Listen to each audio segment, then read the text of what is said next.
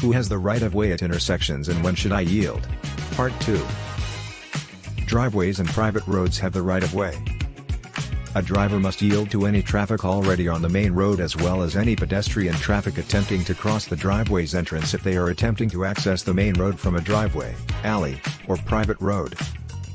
You should stop completely before the sidewalk whenever something blocks your view of it from either way so that you can look for pedestrians before moving on. In order to re-enter traffic on the road, drivers who have parked by the side of the road must also give way to moving traffic. Do not start signaling your turn until you have approached the intersection if you are turning into a driveway or alley that is located immediately behind one. If you don't, you might mislead other drivers. Right-of-way at controlled intersections. Traffic control elements, such as street signs or traffic lights, at least partially determine who has the right-of-way at controlled intersections. It is crucial to keep in mind that traffic control devices rarely eliminate all potential conflicts, necessitating the consideration of right-of-way laws.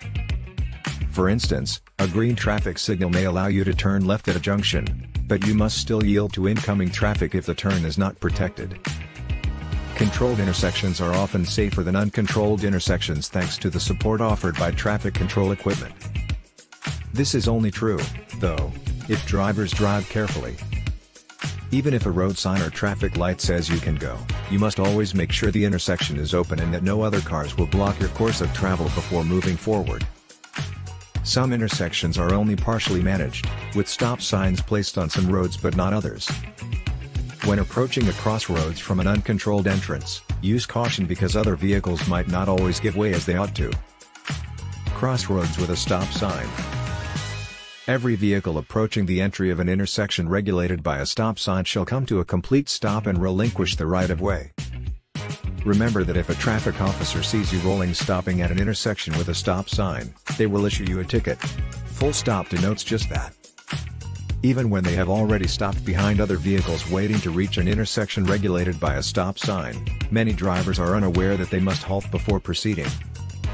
You must still come to a complete stop at the authorized stop line or before the pedestrian crosswalk and yield to any oncoming traffic or pedestrians even after all cars in front of you have passed through the intersection. Right-of-way at four-way stops. Four-way stop crossings should be handled similarly to uncontrolled intersections. Drivers that are simultaneously approaching the intersection must come to a complete stop and yield to the cars on their right before moving forward. If not, the first in, first out rule is in effect. At yield signs, the right-of-way. Any driver approaching a yield sign at the entry to an intersection must yield the right-of-way, albeit they are not always obligated to stop completely unless safety absolutely requires it.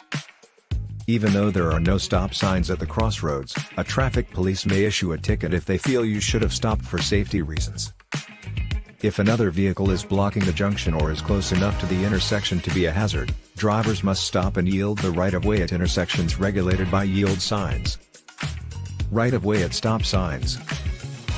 When an intersection is controlled by traffic lights, it is typically abundantly clear to whom the right-of-way belongs. Drivers may proceed cautiously when facing a green light, but must yield to oncoming traffic when turning left, unless the turn is protected by a green arrow signal. Red lights always signal a stop, whereas yellow lights advise motorists to stop if it is safe to do so. However, a number of additional criteria can affect how moving cars that have stopped at a red light may proceed. Reading traffic lights. All student drivers must consult their state's driving manual for specifics regarding right-of-way regulations in their area at red lights. Even so, the following guidelines are generally applicable. When the signal is solid red, approaching traffic must wait until it turns green before proceeding through the intersection. When confronting a stop sign, traffic may move forward one car at a time if a flashing red light is present. Unless there is a sign that reads "No right turn" on red displayed at the intersection, most states allow turning right when the signal is red. See your driver's manual for more information. Where right turns are permitted on red, the vehicle must stop completely and give way to all oncoming traffic and pedestrians before making the turn. The majority of the time, automobiles are allowed to turn through a red traffic light when leaving one one-way street and entering another one-way street. Yellow contractory lights. Yellow traffic lights that flash are quite uncommon and might occasionally surprise drivers. You must treat this signal exactly as a yield sign if you see it at a junction. This entails slowing down if necessary, giving way to all pedestrians and cross vehicles, and crossing the intersection carefully. When traffic lights fail, right-of-way.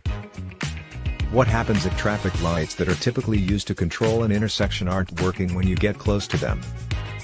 Without right-of-way regulations, such scenarios would be chaos.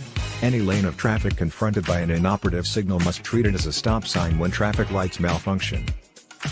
The intersection must be treated as a four-way stop with each driver coming to a complete stop and yielding to their right if all lanes are facing an inoperative light.